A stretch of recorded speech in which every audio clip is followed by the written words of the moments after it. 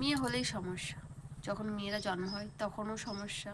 মেয়ে হয়েছে, ইস মেয়ে হয়েছে, যে মেয়েটা এখন বড় হচ্ছে, পড়াশোনা করছে, আর এত পড়াশোনা করে কি হবে, কদিন পরে তো বিয়েই হয়ে যাবে, বিয়ে দিয়ে দে, মেয়ে তো বুড়ি হয়ে যাচ্ছে, সেটাও প্রতিবেশীর সমস্যা। আবার যখন মেয়েটা বিয়ে করে নিল তখন আবার প্রতিবেশীর সমস্যা, বাচ্চা কবে নেবে, 1 বছর তো হয়েই গেল, এবার তো বাচ্চা নিতেই হবে, এরপরে কিন্তু বাচ্চা কাচ্চা হবে না, মানে সেটাতেও সমস্যা।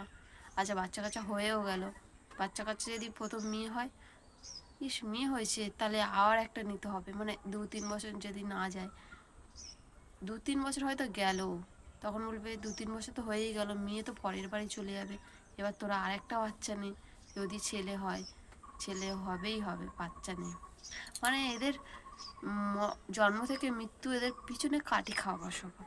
এইসব পাবলিকদের আমি কোথায় রাখবো, মাথায় না পায়ের তলায়? এরা আছে বলেই সংসারে সবসময় অশান্তি।